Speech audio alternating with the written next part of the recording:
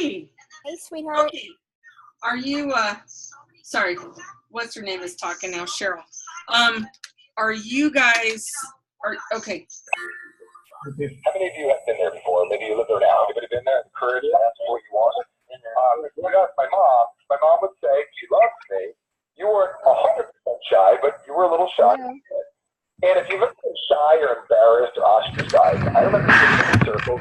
You guys are early.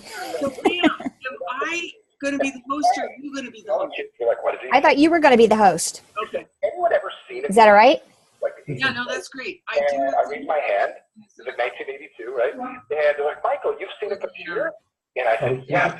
Captain's call. It's a Zoom. Where have you seen a computer? I'm like, What is that, the captain's call? No.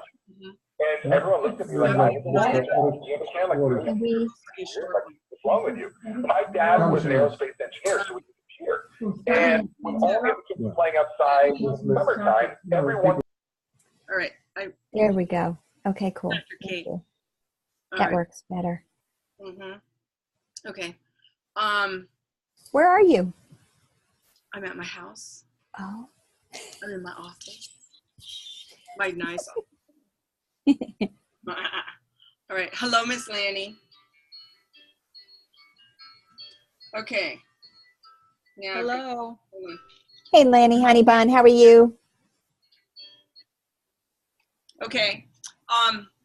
So I'll keep control of everything as far as meeting everybody, and you're going to record. I am recording right now. It's recording. So, and then I'll build a page on the Masters of Enrollment website page. Okay. You know, it'll be for the GoPro 65 and a wake up. Okay. Call. And okay, let me see here. I got somebody just messaged me for the link. So all they have to do is go to tomchenaultzoom.com. Yes, and that's been fixed. Right, but I mean, like, if anybody wants the link. Oh, gotcha. Okay. Yeah. And today we're going to cover the intro and chapter 1, and then next week we'll do 2 and 3, and then the following week we'll do 4 because that's the beginning, the first step. And so I figure we'll put these 2 together. Okay. Hey, Hanny.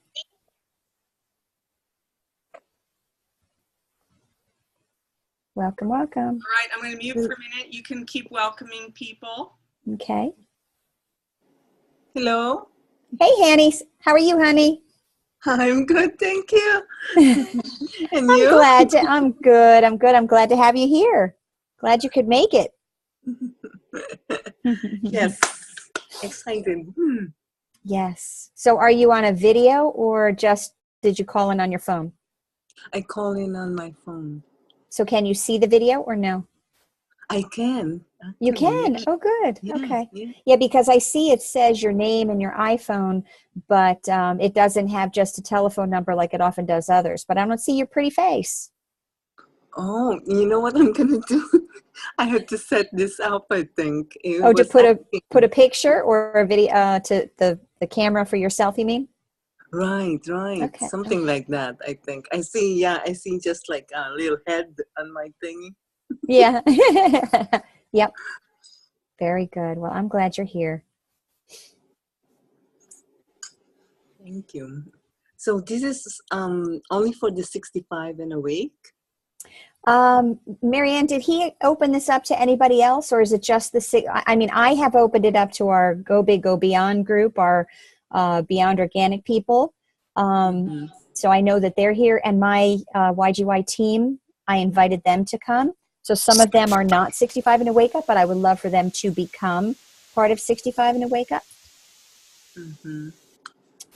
Yeah, I think we can just open it up to whomever. I think, right. You know, just getting people in and then they may transfer over into the 65 and a wake up. Right. But it's still longevity based. It's not, it's not industry based. It's just company based. Okay. Yeah. Cindy, you made it. Do you have your bird? No, he pooped on me, so I had to put him up. Uh-oh. You know, sometimes you're the bird and sometimes you're the statue, right? No, I'm usually with him, the statue. So, yeah. Are you? Okay. So I had to go change and clean my chair. So it was great. Hey, honey. Hi, honey. Hi. Hey, Daddy. He just got home from work. He was late tonight. The flight was delayed. So who else? We have Ipe, we have Kimberly, Noah, Julia, Sandy. Hello, everybody. Oh, is this your call? This is my call. Yay! This is the book. This is our Eric Worre GoPro book. Yay, good job. I have mine on my iPad. You know how long I've had this book? Good. How many times have you read it? Oh, at least a half dozen. Perfect. So you'll be right in answering questions, participating, jumping, all that good stuff. See, now you opened yourself up for that one. Well, I have power of mute. It's great. You have the power of mute? Yes. Yeah. Julia, where are you calling in from? You have beautiful sunshine still. From Australia. Oh, wonderful. So it's tomorrow morning already. That's right, yeah. It's How lovely. 11 a.m. Hey, Cindy, how you going? Oh, I've lost spices. Between getting from Dallas to getting home, I lost spices. You're kidding. No, I cannot find my taco spice anywhere. Well, good news is we launched today. I know! Mm. It should be in the mail soon. Everybody's so excited. Oh, my goodness. Wonderful. Where in Australia are you from? I'm about an hour and a half south of Brisbane. In what town? Between Byron Bay at the Gold Coast. Okay. That's kind of like me telling you I live in Claude. Do you know where that is? No, but I have some friends that are from down in Australia, like Adelaide and Canberra and a couple of other places. So Yeah, that's about 4,000 kilometers. that's quite a ways, right? Yeah, exactly. Yeah. You know, it's a big country. All right, I got to slip out just for a second. I'm going to get on the captain's call. Oh, perfect. And so we will get you guys going in a few minutes here, and then I'll mute everybody. It looks like we've got Tom Nault on here. You're a captain? The captain's call, is that for the team challenge? Yes. Yeah. I thought that Marianne, are was you a captain? postponed until tomorrow. The drawing is postponed until tomorrow, I so believe. Yeah. I might have to leave too, then I'm the captain. I am as well. I know these 2 weeks. I know. Well, I know that it's recorded, so that's the good thing, is that we can catch it later. Yeah. But that's okay. So you've already got it recording, so there's nothing else, Marianne, administratively that I need to do before you come back. Well, I will mute everybody. I'm sorry, I couldn't hear you. I am going to unmute. I'm going to mute everybody. Okay, terrific. You'll be pretty much speaking, and if someone has some questions, Okay, then you can unmute them. okay, Or terrific. tell them to unmute themselves. They can I unmute don't think I'll be themselves. too long. Okay, perfect. All right. Okie doke. Okay. Because I have a group team call at 8, so I need to be on the team call.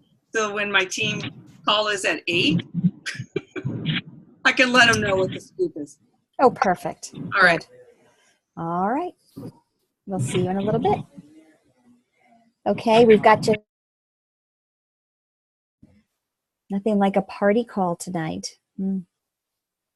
Party call. We're going to have fun with the book. I'm excited. Now, where did Tom go? Tom left. Did Tom leave or no? Where did Tom go?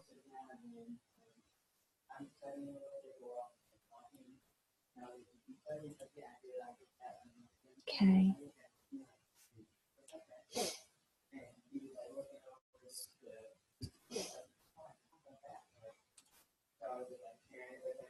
That's true. Yes, everybody does have a call tonight. You're right. Well, you know what? This was the most convenient time for everyone based upon other calls that we have going on, and so that's why we chose this day and hour. Yeah. And especially for hello, Linda. Welcome, welcome.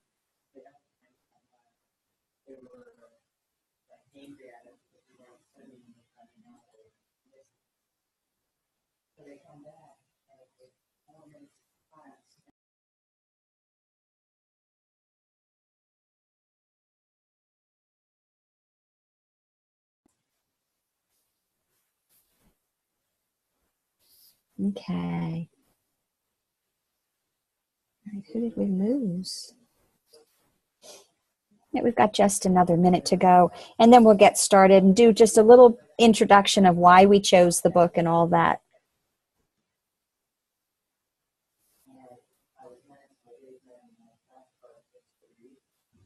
And if you'd like to post some questions, I'm hoping that everybody will participate in the part. This book is great because it really is, helps us to really think about what we're doing, and makes us be active in the process. So I want everyone to be able to participate as we go forward. Oh, Marianne, look at that. Another picture came up. Now, who is this coming up under Marianne here? Who is that? Got Tommy. I've got John Clark. Welcome, welcome. Colleen, glad to have you here, girlfriend. Wonderful.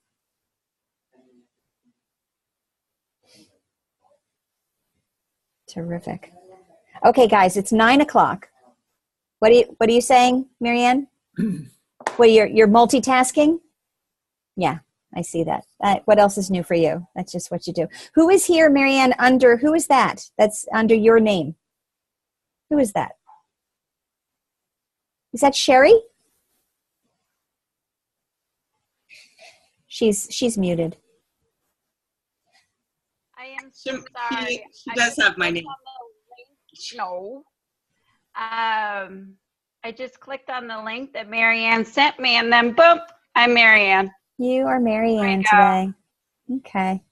All right, great. Okay, guys. All right, so let's get started, and then hopefully more people will come and join us and as we grow forward. And that's kind of why today I wanted to cover the introduction in chapter 1 so that we could give a chance for people to be, to re-engage and to get involved in this before we actually get into the steps. And so the reason for this book study, it was prompted by, of course, our Facebook group 65 and a Wake Up that was started by Tom and Denise Chenault. And this got started first of all because of a book that Denise had been reading called The One Thing. And in it talked about the average of days that it takes for something to become a habit, for disciplined behaviors to change and become a habit. And so the average was 66 days. And yes, it is like a textbook. I agree, Tom.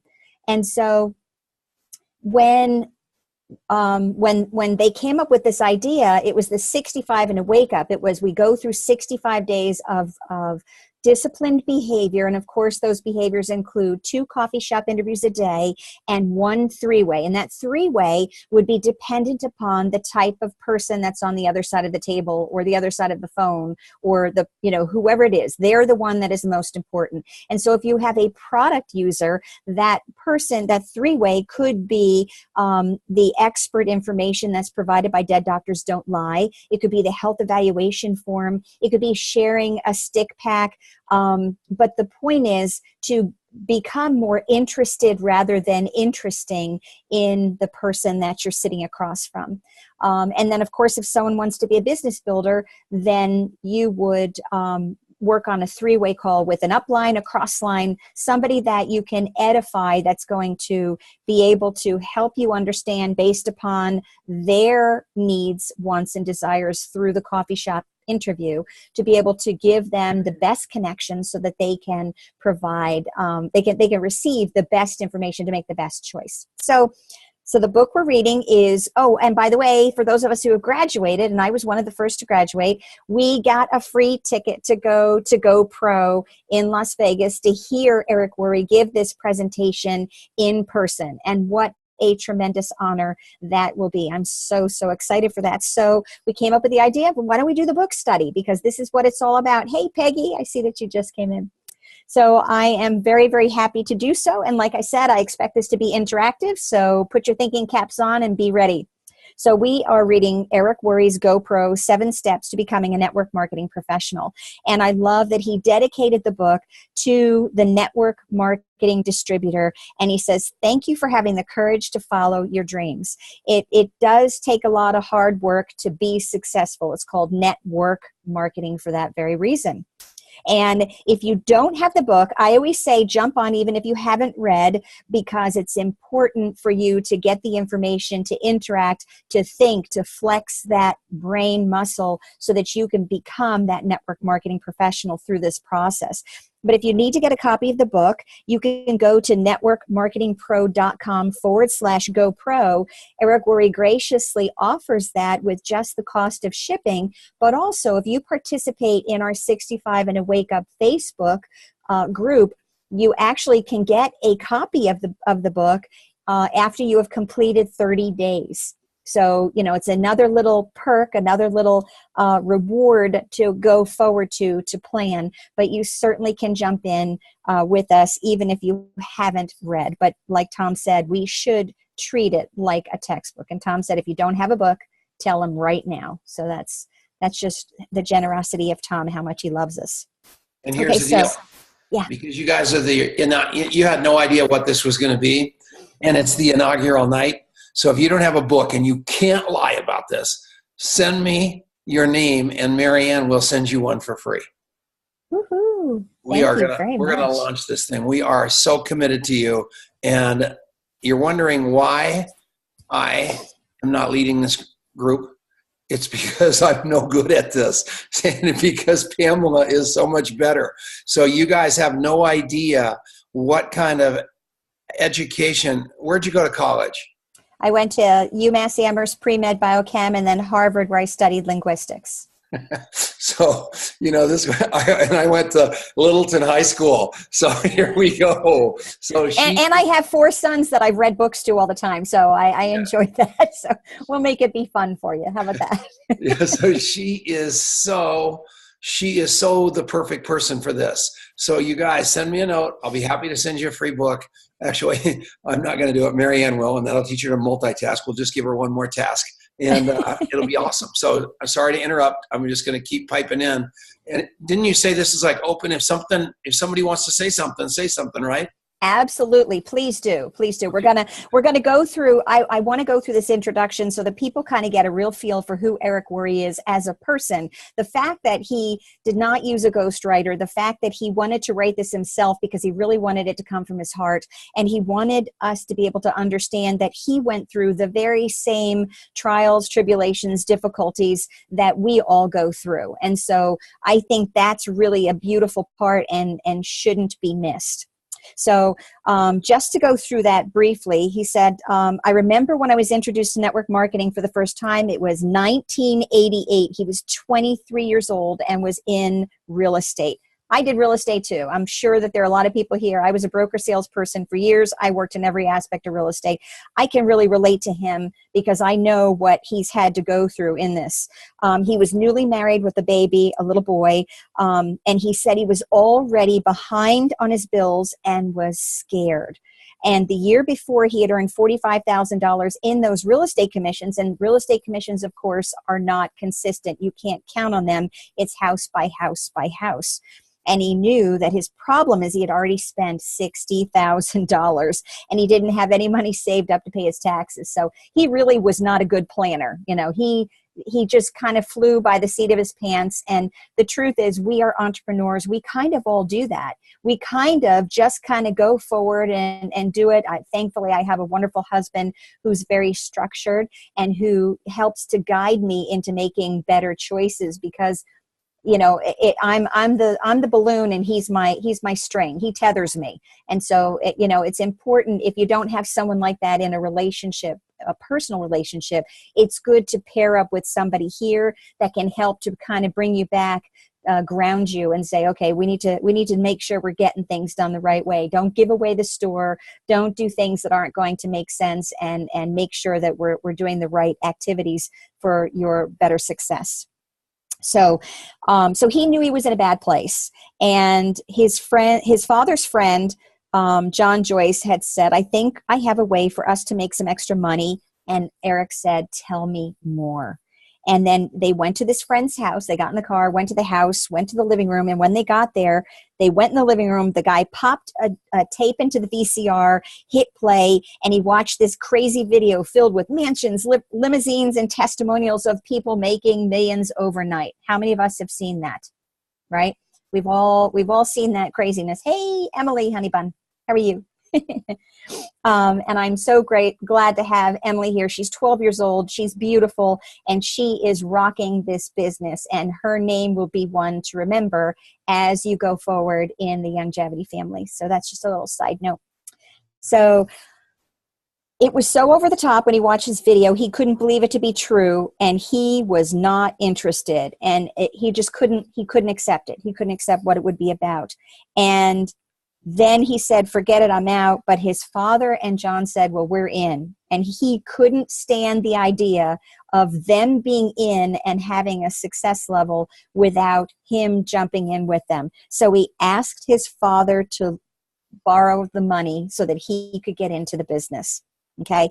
And what's interesting is the same old thing. He was in for 3 months, and the business completely dried up. Okay, and his attitude, his positive attitude about the possibility of success went away. And he began blaming. How many of you have heard this from people in your downline or have felt this yourself, right?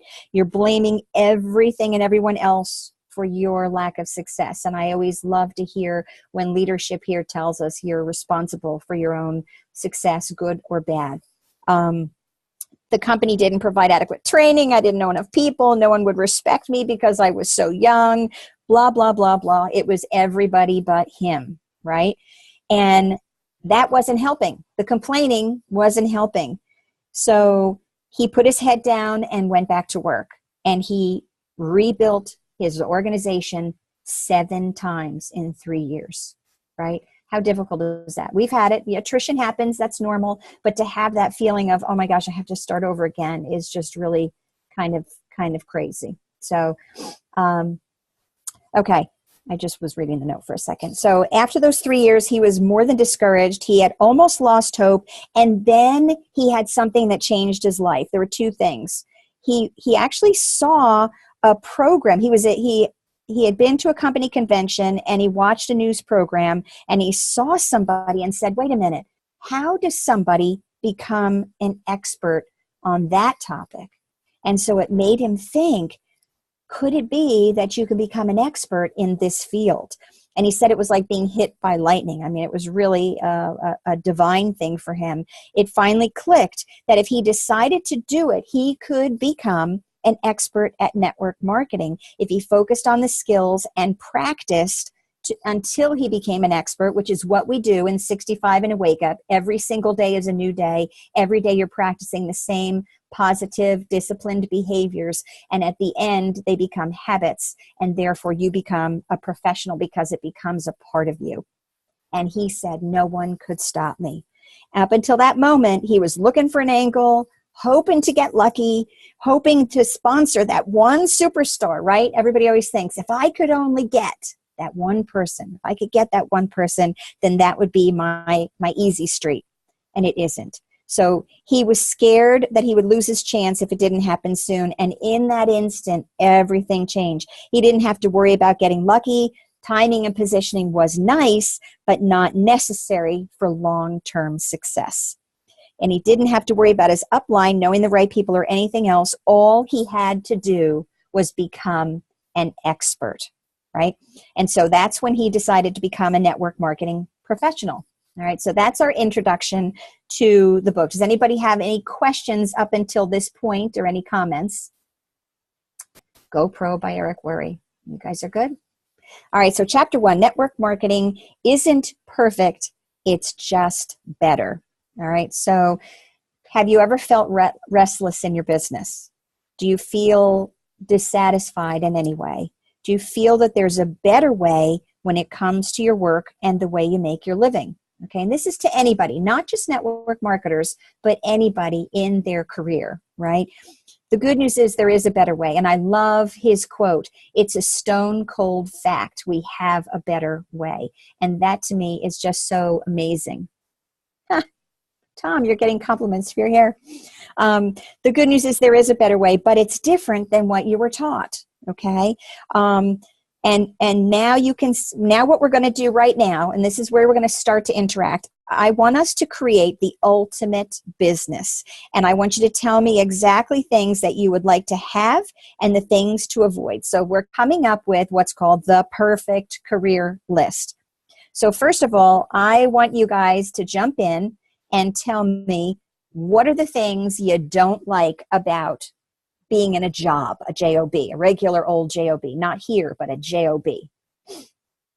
So let's start putting in some things. You can type them in. You can. Working when somebody tells you to work. Ooh, being told what to do. Oh, I see time freedom. No time freedom from Melinda. Personality conflicts from Priscilla. Leaving my house from Linda. She likes to be in the comfort of her home. That's my husband. He just loves our little home. The schedule, right? Being told when to be somewhere, right? That's a great point. Anything else? A grumpy boss. Ooh, yeah. Grumpy coworkers. Grumpy coworkers. No nap breaks. That's true. That's true. Unless there was one time when I was pregnant with my son, Ben, they let me go take naps. I used to at lunchtime go lay down on the floor in an empty office and take a nap. Missing children. Oh, absolutely, Colleen. I agree with you. It's so great to be at home and be able to spend time and raise your kids doing a better thing. Office politics. Yeah, that's interesting. We're going to actually talk about that through one of the career options that are a standard type of a career. Income ceiling, right? Isn't that right? Now, here's an interesting point, Melinda. Income ceilings, because isn't it always the truth that people make jokes saying network marketing is a scam because only the people at the top make the money, right? And they say, oh, that pyramid thing. And the truth is that a corporate structure truly is a pyramid looking thing, because you've got the regular grunt workers at the bottom, right? Then you have supervisors that work above them that make more. Then you have managers that manage those supervisors and they make more. And then you have ranking up and above until you get to the CEO or the president. And that in that particular instance of a typical corporation, that guy makes the biggest bucks, right? So the true definition of a pyramid is a corporation, or the best example of what a pyramid is. Here in network marketing, you do not have restrictions, right? Okay, so let's go back. You can't give yourself a raise, right? You can give yourself a raise here by doing hard work, and we'll talk about that here in the types of jobs. Being forced to do a job you just don't like, right? It's, you're kind of, we are pushed through almost like cattle, right? Going through. And if you watch the status quo of the education system, there really isn't a whole lot of room for individuality for kids. I was very blessed to be able to homeschool our youngest of 3 of our 4 boys for a period of time. And I'm very thankful that we did, because the system just is that it's a system. They're really not being given an opportunity to excel. It's more, instead of teaching children at a higher level, everyone's kind of brought down so that the adage is no child left behind. Not to say that children with difficulties or who are a slower learner don't need the assistance or the help, but don't stop someone who is excelling because they have to wait for somebody else. And so that was something for us personally as a family that we saw. Absolutely. So limits, definitely. Roxana, you're here. I love you. Hi, honey. I'm so happy to see you. I'm so glad you're okay. Okay. All right. So let's see. The government is the biggest pyramid. Interesting. Yep. Hanny, answering to a boss, 9 to 5 locked in. Yes. You always don't have to have your hair done. Right, Tom? Hey, you know what? Yeah, he's got a style. That's the Tom style. Okay, so now what I want you to do is I want you to focus on the positive attributes. Okay, so we just went through all the negativities. What are the positive attributes of making the perfect company? Ah, that's tough, huh? Come on, you live it every day with us here. What you got? Get to meet the most amazing, like-minded people on the planet. Yes, we are amazing, aren't we? We really Yes, are. we are. It's really kind of funny. We're all quirky. We're all a little bit of the misfit toys here together, and we're all special and different, and mostly we are the round peg that have been trying to fit into a square hole for all these years, right? Or square peg and whatever. We just don't fit into the normal paradigm, and so it's great to be here. So time freedom. Yes, Priscilla, time freedom. We get to set our hours, it's 9:20 at night, but we're here together and we're doing something productive and learning and growing, right? We're doing professional development with a paycheck as we go forward. This is a very important part of your growth as a business owner, as a network marketer. It's not a business building activity, but it helps give you the stamina and the fodder to be able to do so. So let's see, we have no limits and great support. Yes. Isn't that nice? And what's really great about this platform, as well as 65 and a Wake Up, is that we are all parts of different aspects of the Longevity family, and we are supporting each other. It doesn't matter, because as my enroller, Mike Battistelli, always said, a rising tide raises all ships. And so if you are doing the right activities to help other people, it all comes back. We work together, and so there are some days where somebody else is down and I'm providing them support, and there are days where I'm down and I need that lift. And so that's really important, and that's not always something that's there in a normal marketplace. Yes, I love being a misfit toy too, Melinda.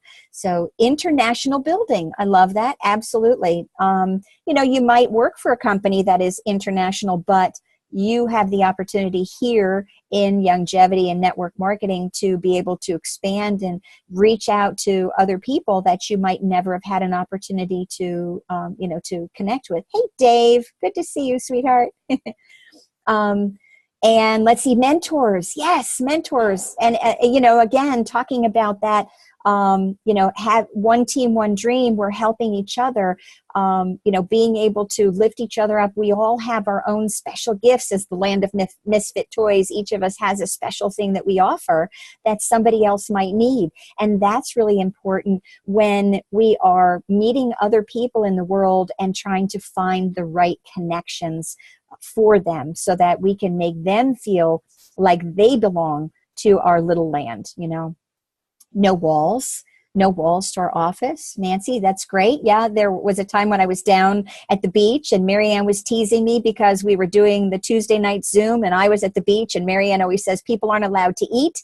And then she said, now the next rule is you're not allowed to be at the beach either. So yeah, you know what? It is right. No walls to our office. We can meet in a Panera or a Starbucks. We can meet in a home. We can be on the telephone. We can do whatever we like, and that's really beautiful. Unlimited learning opportunities, including personal development. Absolutely, yes. Meeting new people, making new friends, being a part of a community of awesome, like-minded people. Yes, absolutely. And that was one of the first things that Cindy said when we opened up this aspect. Lanny, we get to wake up at 2 a.m. and think about our group and peers to know that we are all in this to win it. Yes. And so, because of Tom, that's something that's on our mind all the time. What wakes us up at 2 a.m? What gets us excited? Who are we thinking about? What is important to us in our little microcosm and our world of people that we love and care about? And that includes the family that we create through this business, right? Priscilla, you have the ability to take care of things that happen when they need to be taken care of. Absolutely, right? Because you're your own boss. And so we can say when things happen that we have to go deal with them, like a hurricane, like a flood, like wildfires. I will never forget that my first introduction to longevity was with Dr. Corey Gold, and he was doing a webinar like this, and he was dealing with wildfires near his home. And he knew that he was being evacuated, but he stayed with us, with our little Beyond Organic family, so that we could connect and feel like we had somebody that loved us and wanted us to be there, until the point where he said, okay, guys, they're calling us. We got to go. It's time to leave. But I will never forget that. It was that point that we mattered so much to him that, that we came first. And that's really, really feels good. Roxana, amazing leaders to learn from, never alone. Absolutely. And, Roxana, she and I are little kindred spirits, because we're both healthcare professionals. We're both in Florida. We both have that little bit of a difficulty of being a little too smart for our own good when we talk to people.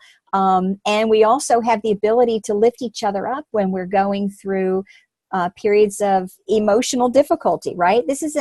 When we're dealing with people, there's a lot of emotions that are involved, right? And so we need to help each other up. Yes, President Dave Brisky in the house. He is an amazing leader, and he's a wonderful friend. Extending your inner family and friend circle. Absolutely. Well, those are all great reasons. It really is a blessing. So I'm glad that we're finishing on that positive note. So imagine being able to enjoy all of that in your career, and that's what we do have here. So let's talk about the different types of jobs out there, and there are 5 categories as defined by Eric Worre, and they are blue collar, white collar, sales, traditional business ownership, and investing. So we're going to talk about each one. A blue collar career is one that's defined as a member of the working class who performs manual labor. And Eric defines it as someone who labors to fix something, make something, clean something, build something, or service something or someone. And all of us have been in that category at one stage or another in our lives, multiple times, maybe even today, right? So we want to know, with the blue collar concept, can the blue collar work deliver on the perfect career list? What do you guys think? And if you say yes or no, and Priscilla says no, so give me a reason why. Why wouldn't it be able to deliver? Where does it fall short, do you think? Limited income, very good, right? Thank you, Dave. Love you bunches. Think about some other things. It's a low-skilled position, okay? But the truth is, we don't have to be skilled. Tom teases me all the time about my Harvard education and talks about his high school. So we talk about low-skilled positions, right? Here's a guy who self-deprecates and says that he is low-skilled but very successful, right? Yay, Harvard, yep. Blue collar has revenue caps, right? Correct. Right? It's limited by the time that you have, right? Right? Okay. So it really doesn't live up to the standard of what we like, for what we've created from this beautiful concept of the perfect company. So then let's go forward. White collar careers. A white collar worker is a person who performs professional, managerial, or administrative work, in contrast with blue-collar worker whose job requires manual labor. Typically, a white-collar worker is one that performs in an office or a cubicle. Yuck, oh my gosh, shoot me now. That I can't do it. I worked in an office for years. I told you I was in the real estate industry. I work for commercial real estate. That's why I love the DAC loans, because I look at that like, oh my gosh, I did pipelines in my sleep. I think that's a great way to parlay from a cubicle type job into our unlimited abilities through longevity and the David Allen Capital Program. But no, I just didn't want to be chained to a cubicle. It's kind of like, clipping a bird's wings for me. I just can't like it. So Eric defines it as a person who is employed by someone else to do work other than manual labor or sales. So it's most of America, right? Most people have to deal with a 9-to-5 job. They have to go in, they have a scheduled lunch, right? They have very, very strict parameters, and they have specific tasks that they have to do. And usually, what am I missing? I'm missing some good stuff. Very hard physical work, menial labor, low pay, usually wearing a noose around his neck, a tie. Oh, very good. Yeah, none of that. Tom can't do that. He's much happier with his hamster on top of the wheel shirt. I love that shirt. More chance with white collar, as it includes lawyers, doctors who usually pull high income. Okay, so that's true, but there is no residualness that happens with that type of an income, and it usually requires a very high level of education in order to do so. Politics, office hours, yay, high stress, right? Okay, yes, exactly. Now, the implied contract that if you're loyal to the company will be loyal to you. Remember, you work for 40 years, you get a 40% of your pay, and you get a watch, right? No, that doesn't happen anymore. That thing is come and gone, and we'll talk more about that as we go forward. There are two types of people who can do these white-collar career jobs, and they're achievers and hiders. Achievers want to perform at a high level. They are ambitious, motivated, and energetic, and full of ideas, and want to move up the corporate ladder. However, there's a downside. They become a target, right? Because they're now perceived as competition. Their boss sees them as threatening to their job, so they start to hold them down or take shots at their reputation. Their peers see them as a person who will either embarrass them or keep them from getting a promotion, so they start to do what they can to undermine their accomplishments. Oh my gosh, I worked at a mortgage company, and I was in the human resources division, and I worked for the guy who was in charge of HR. And when I came up with an idea that was good, he took it as his own. And when something went wrong, he blamed it on me. Oh my gosh, I will never forget that.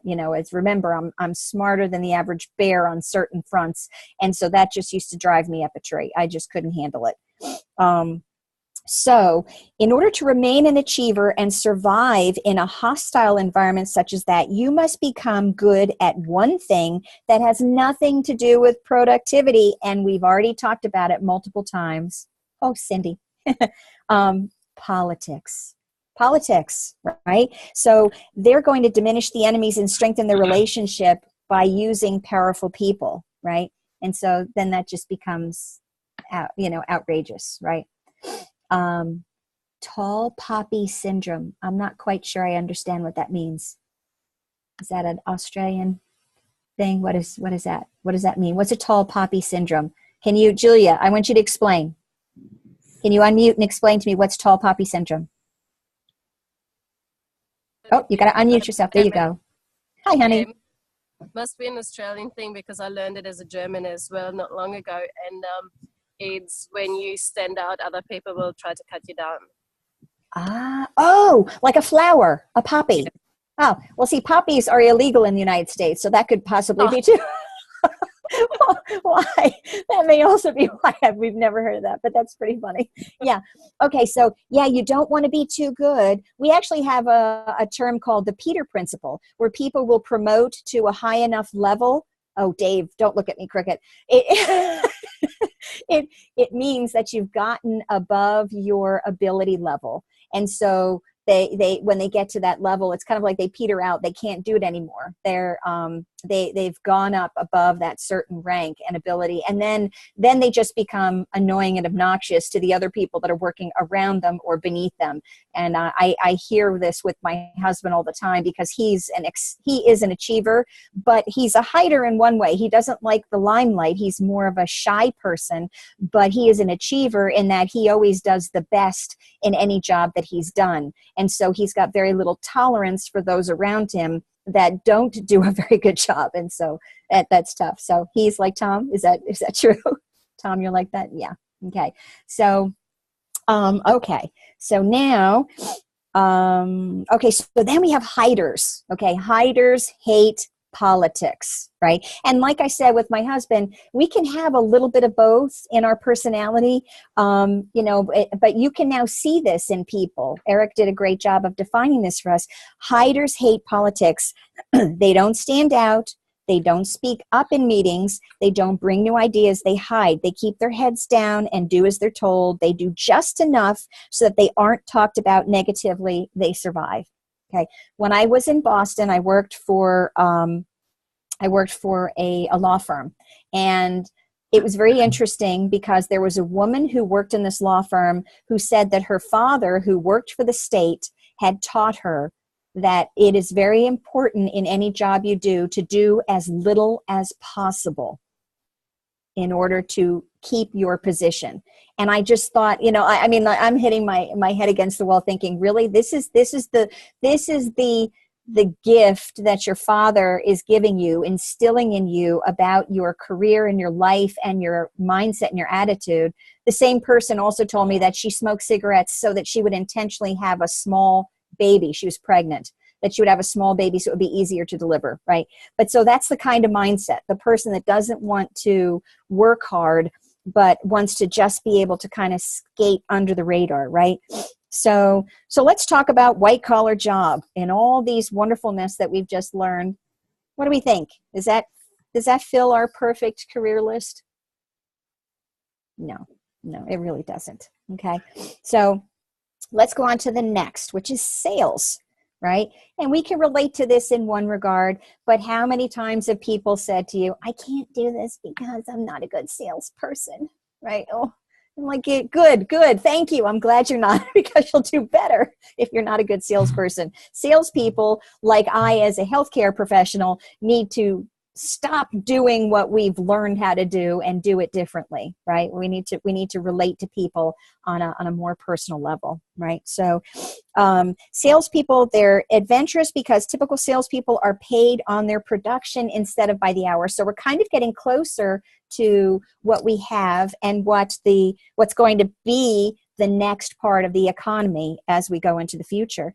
The typical salesperson will have a period of time where everything goes perfectly, everything they touch turns to gold, and they make really good money, right?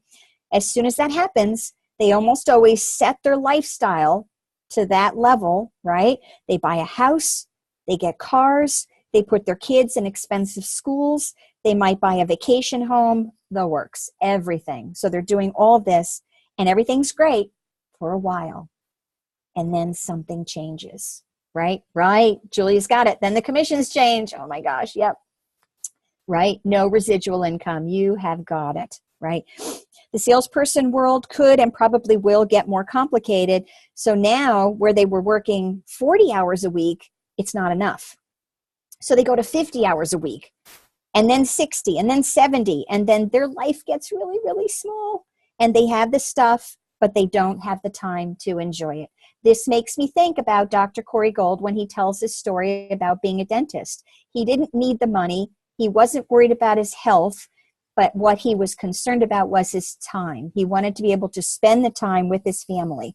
And that's the key. That's the part that the salesperson is losing, right? Okay. So no matter what a person does or how well they do, they're still starting out at zero the next day, right? And it can be very tiring to live under that kind of pressure over a long period of time. Okay. So can that type of a sales job work in our perfect world? Of our perfect job? No, right? Then they have a heart attack and can't work. Bye-bye. Oh my goodness, Priscilla. Yeah, you're right. Okay. Julia says she might have to read the book a few times, right? And Linda, every time my husband met the company goals to get the commissions, they changed the commission schedule.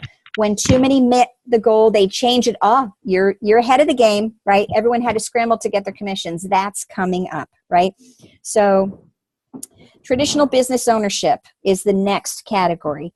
The big dream, right? We all are dreamers here. We're all entrepreneurs with the big dream. And I've retired a private practice. I have owned my own businesses. I know how difficult this can be. Building your own business where they're the boss and they call the shots. Yay! yay, this is pretty close. This has got to be perfect, right? Maybe not. So they use their life savings. They take on new debt. Many times they'll borrow money from friends and family to get started, right? So they're already under the gun. They take on more debt in the form of leases and personal guarantees. And then instead of focusing on what they're good at, they have to do all the things. They have to be everything to all people, right? They have to be the attorney, the financial advisor, the babysitter, the negotiator, and collection agency. And they even get to take out the garbage. Yay. For me, it's doing the laundry, right? You have when you've got a practice where you have to have sheets, right, Roxana? Have you had to do the laundry ever? When you have a practice with tables. So yeah, jack of all trades and master of none. Yes. I lived the dream, Marianne said, of having a company for 18 years. Thought I was living the dream. No, not much, right? No. It does. Lorene, yes. Oh, Lorene, you're here. Owning your own business means you work the hardest. And let's see if we got everything else here. Yeah, it's very hard work. Owning your own business, having the overhead is really difficult. That's one of the things that we have to really express to people, that they can understand the appreciation of why being a part of a network marketing company like Longevity, that they keep the lights on. They have the corporate office. They have the licensure. They do all of these things. That hard part is already taken care of by them. And so this is easy peasy, because we get to come in and do the stuff that we are good at, like we were talking about. So those salespeople are not able to focus on what they're good at. Now we get to. So thank you, Dave. We appreciate that. So yeah, you pay yourself last. Oh, Roxana, it is extremely expensive. No time, and you're the last one to get paid. Perfect. Yeah. Let's see. I love being on the front end, and no, I don't have to look over my shoulder, right? Or work on getting good at, or don't pay yourself at all, right? Hey, yeah, it happens. Yeah. As a matter of fact, I know that to be true. Yeah. Actually, I've seen that even with a pastor of a church. I've seen that happen. Okay, so now let's see. All right, so they're doing everything but selling, which is what they were good at in the first place. They struggle. Instead of owning the business owns them. Yes, sleepless nights, stressing, right?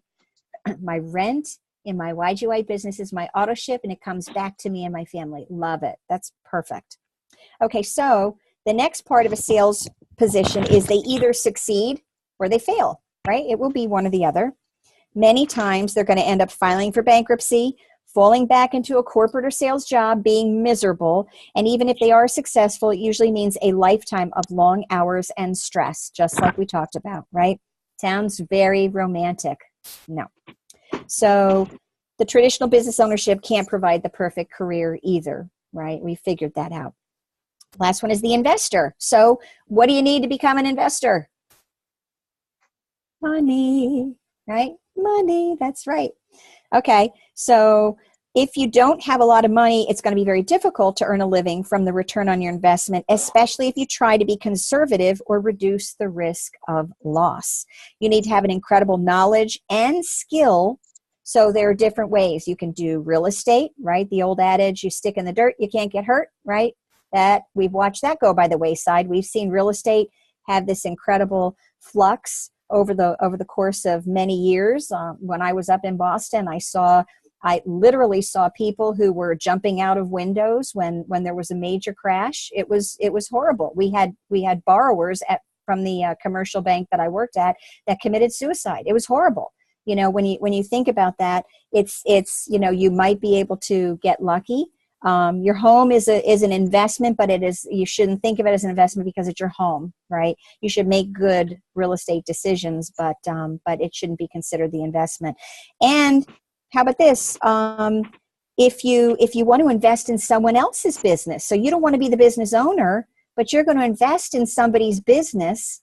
And I have a patient who does that. He invests in his brother-in-law's business, and the business is never doing well. So he's basically paying for his brother-in-law to be able to do what he likes to do and to support himself through the funds of my patient. So when you think about that, that's just crazy. So you kind of end up being a philanthropist, right?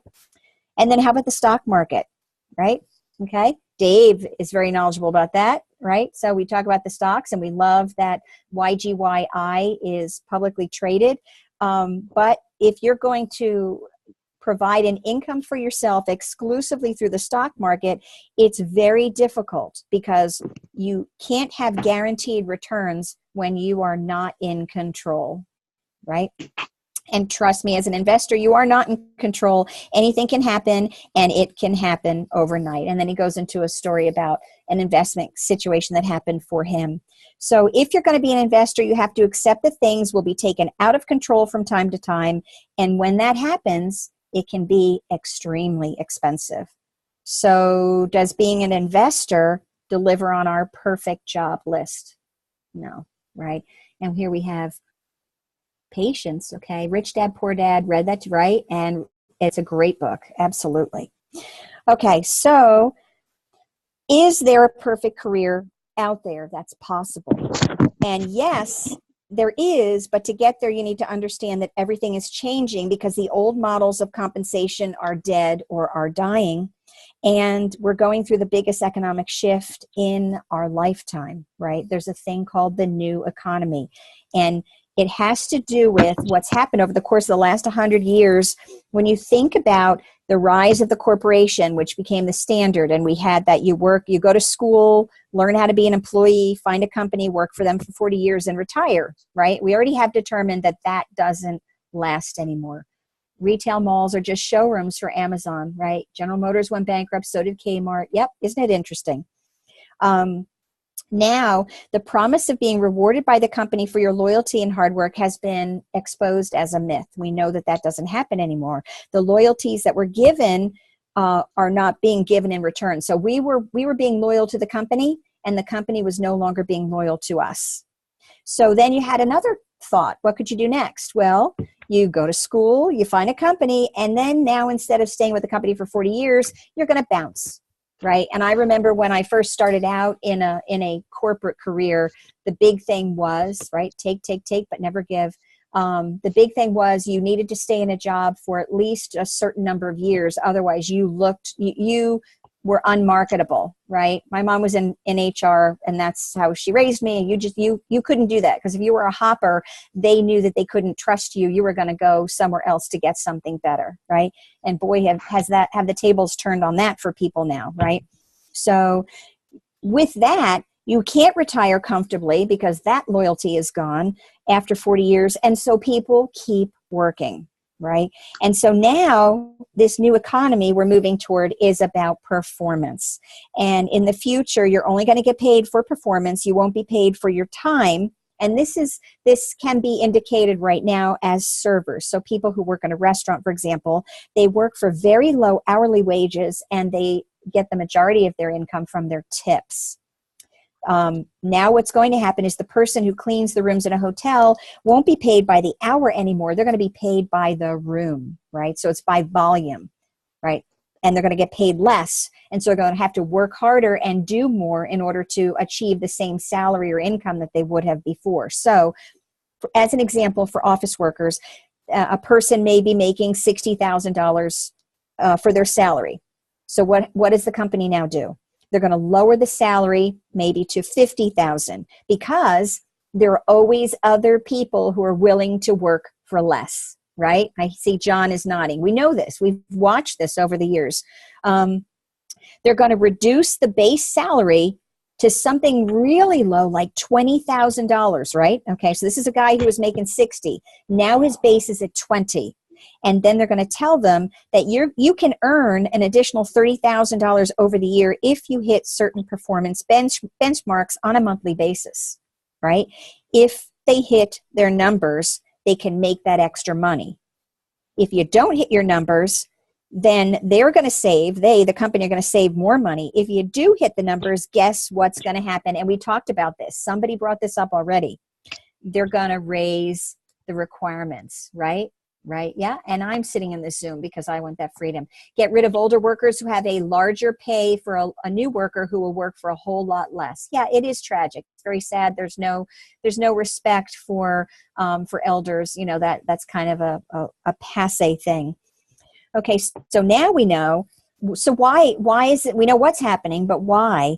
It's a better model for the company because they're going to get better results with less expense. The economy needs fewer people, so the company has more people competing for fewer and fewer jobs. Sound familiar, right? And then now we also have an exponential rise in technology, and they are eliminating jobs every single day. Okay, so now network marketing is better. Okay, we've got products and services that need to be promoted to the people who need them. Consumers still need to be educated, right? Companies have choices in their advertising costs.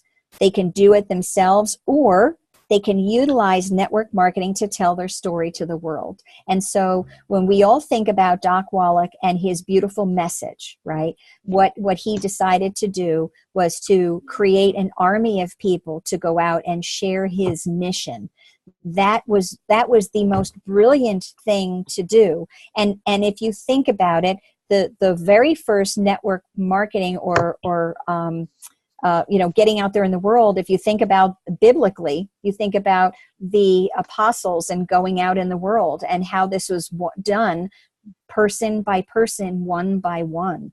And so that's what things are happening because people are relating to you instead of to an advertisement. They want to be a part of something. They want to be connected with you, right?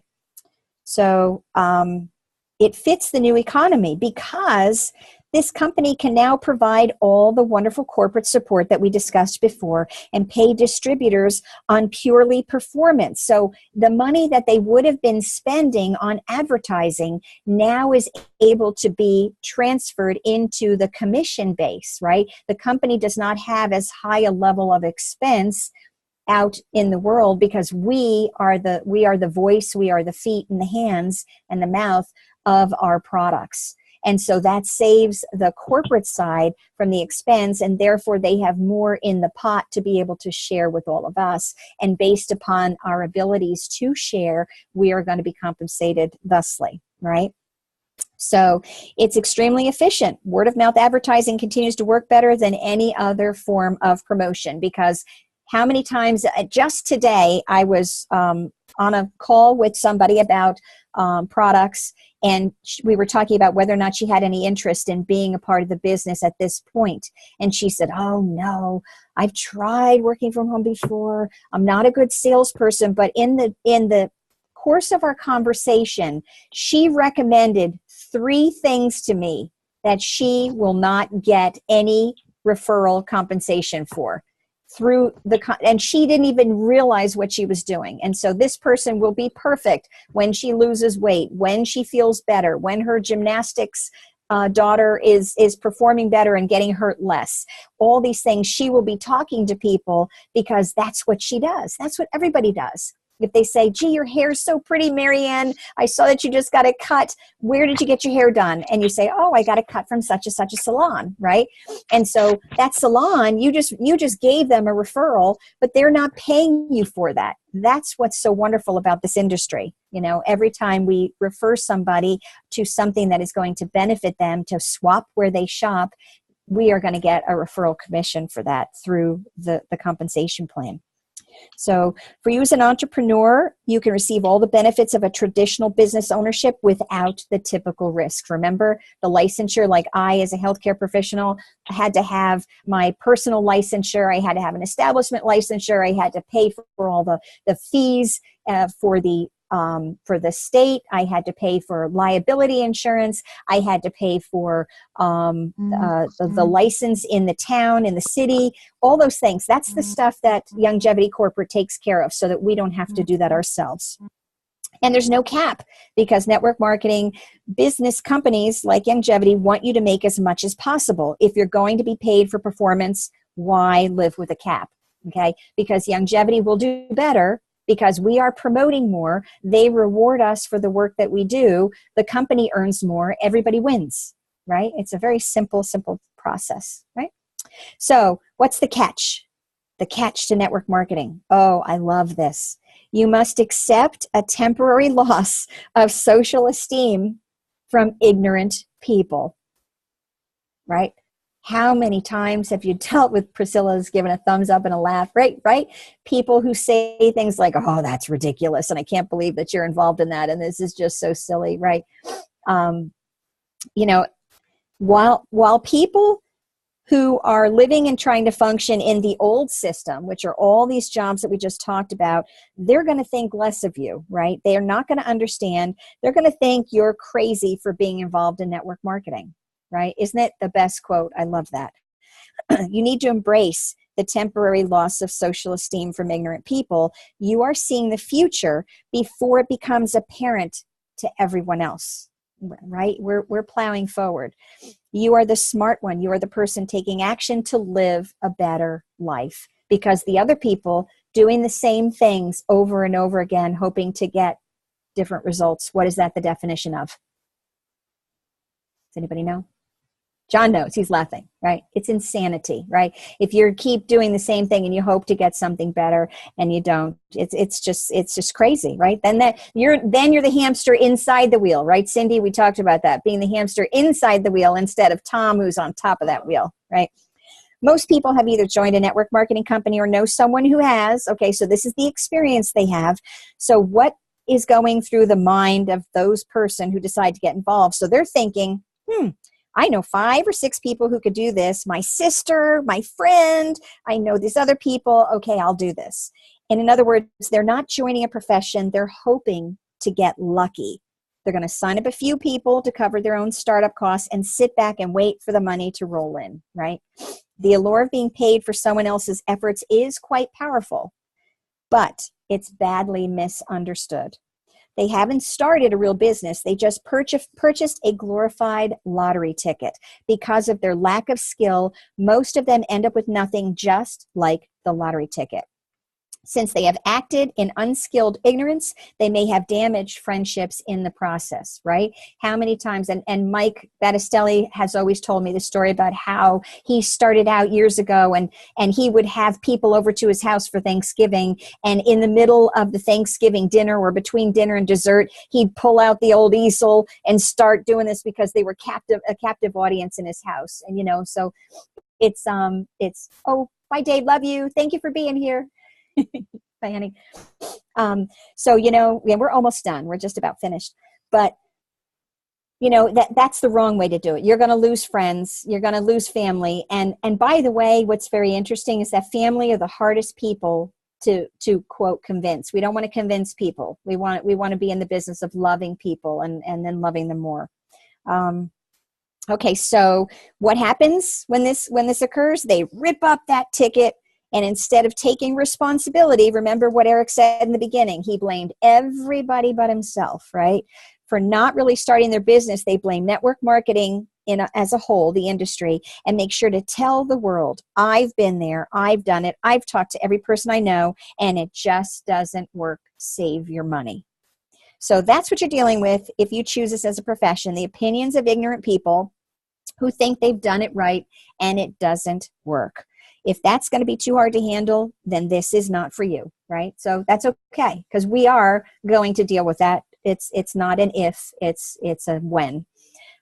So if you can embrace that and be able to get beyond it, then the world is going to be yours. So the people who embrace this get paid big money. And our job is to help blind people see, educate the ignorant, and build a community of like-minded people. The truth is, network marketing isn't perfect. It's just better. And that's the reality. Okay. And that's the end of chapter 1. So next Thursday, same time, we'll cover chapter 2 and 3. So what questions, if any, do you all have? I'll go back up here and start reading some notes. Oh, I love that. When are you going to get a real job? Right? Doesn't that feel good when people say that, right? Stronger language has been used. Yeah. Mm-hmm. I tell them I don't want a real job. Right? No, exactly. Let the success change their mind. Yeah. So be an example, right? Have your own testimony through the process as you create your success. And it's interesting, and you know, that's something that we have to deal with, that there are some people that they just can't see it right now. They get to that point where they are just they've been hurt before because either they didn't have the right guidance, they didn't have the right training, you know, they just started doing things in an incorrect way, and so therefore they think the whole industry it's that industry's fault. It's not their own. They like being sheep. They're sheeples. Yes, they like being sheep. They like being sheep. And you know what? It is easier, right, to be a sheep than to be a shepherd, right? And so it's easy to just kind of go along with the crowd. You need to be able to step out and be different, be that misfit, right? Let's see what else we have here. I was in Quorum Raymond. Okay. Got it. Okay. Thank you. All right. When you don't get success overnight, they say network marketing doesn't work and they quit, right? When they don't get the success overnight, right? Because, you know, what they were doing before was getting them to that point of tremendous success, right? Yeah, it's very interesting. When you stay focused, those friends and family come around. Exactly, Lorraine, you've got that.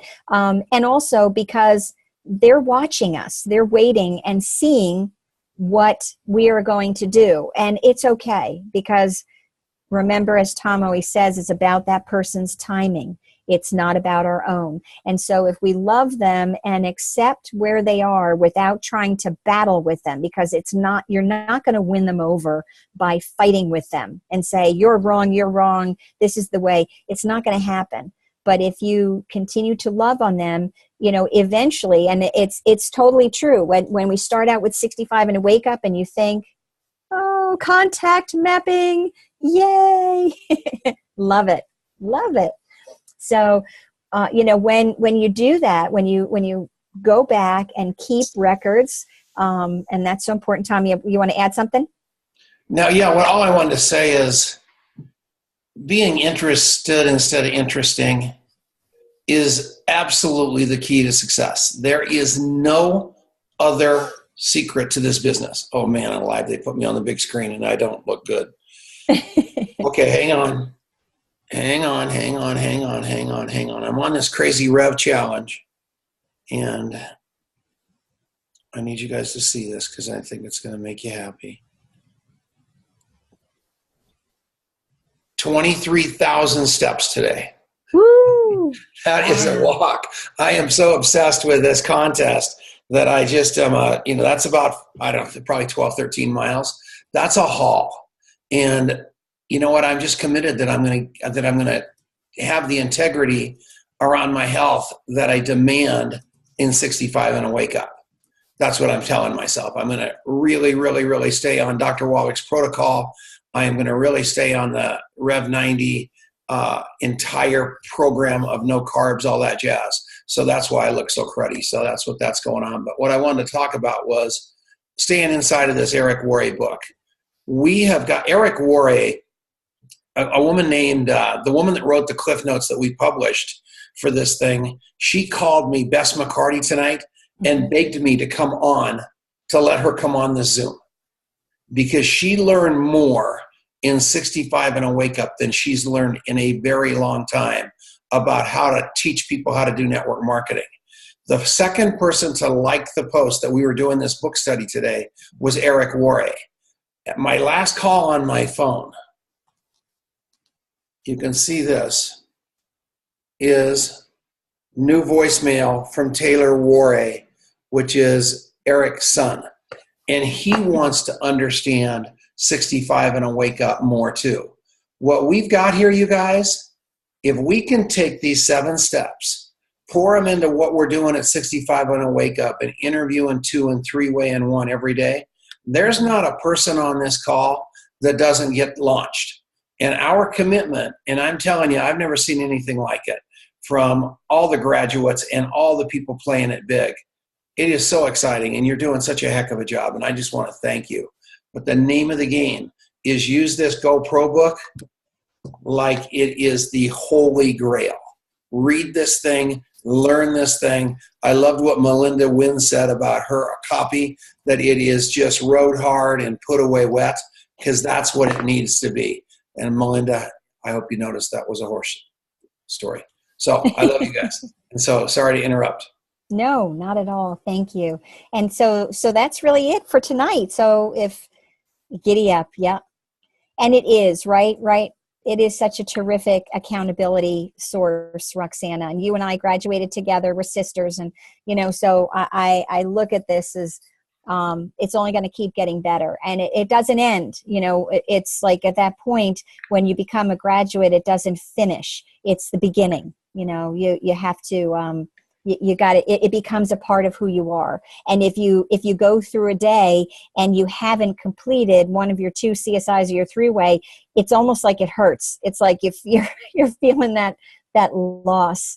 And so it really has helped me, and I really appreciate it. So thank you, Tom and Denise, for bringing this to us, because I really think it revived a lot of people's spirit, including my own. And I know you said that about yourself as well, Tom. So I'm very It's made me better. I mean, I keep telling everybody every day, post yourself and then post comments on 3 people's stuff.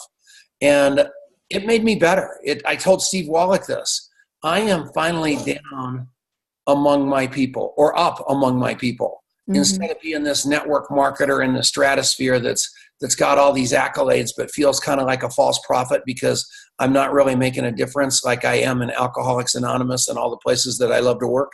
And I just felt like I was losing connection.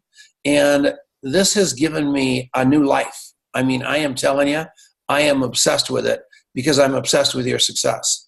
And one thing I want to tell you again is the graduates of 65 and a Wake Up, we're not only giving them a beautiful, we're not only giving them a ticket to GoPro and their administrators on this board and all kinds of jazz, but we're also giving them something from Snap to Finish. And I told Denise how I wanted that to look. And I want you to look at our house. So I'm going to hold this computer and just spin it real quick, because you can kind of see. Denise, pop your head around the corner, even though you don't look as nice as you want to look. She's been exercising with me all day long, too. Wave at him. Pamela, I loved that one. Oh, it looks just lovely. But anyway, I love that quote, too, at the very end about uneducated people. That's like one of my favorite ones. Me too. Love you. But Denise doesn't do anything halfway. And so I had these crazy, what do you call them? The things that, yeah. So I designed these awards for the 65 and a Wake Up people that were so tacky that Denise just couldn't get into it. So today she got on Snap to Finish and did the coolest 6 graduation plaques how many? 7 graduation plaques for those people that made it through, that are going to really, really look nice in people's houses off to Snap to Finish. You're actually going to want them, she said, versus what I had, which was all cobbled together with pictures of me on it. So at the end of the day, and I can't imagine why you didn't want that, but the fact of the matter is they're going to be beautiful. They actually got ordered at Snap to Finish today, her way, and she was holding off because she didn't have the heart to tell me that I have no style. And so finally today we got to that, and she did them right, and they're beautiful, and I'm totally bought in on it. And things are moving forward. But we love you guys with all of our heart. And this book study, if I can be on it, I'm going to be on it, every one of them, because I'm telling you what, it is what made me. I used to believe that I could be successful. I knew I could be successful because I pushed pigs through python snakes. Denise hates that line. But I never thought that I could walk off my porch and teach my neighbors to do it. I never thought I could teach my mom, my dad, my brother, my sister, anybody with a willingness to do this business. Today, if somebody's got a willingness, I believe I can get them there from here as a result of this book and staying a student of this business. And that's why I'm begging you. I am begging you. And I put this off out earlier, and Mary Ann's going to swallow her cigar. If you don't have this book yet and you were on this call tonight and there's a bunch of you on, I'm going to send you one for free if you don't have one. So just contact Mary Ann Niehaus. Tell her you were on tonight and we'll give you one for nothing, because I love you guys. And so go home and duplicate, multiply, whatever you do tonight. Bye. All right, guys, have a blessed night, and we'll be here same time, same bat channel next week, Thursday at 9 p.m. Eastern Time, and we will cover chapters 2 and 3. Mary Ann can't leave. Right. Okay, Mary Ann, you get to leave now. You get to leave. Bye. Love you guys. Have a good night. Same bat time, same bat channel. Yes, what'd I say? Good night. Same time, same Bye-bye. bat channel. Same bat Right. time, same bat channel. Disrespectful to me. God don't like ugly.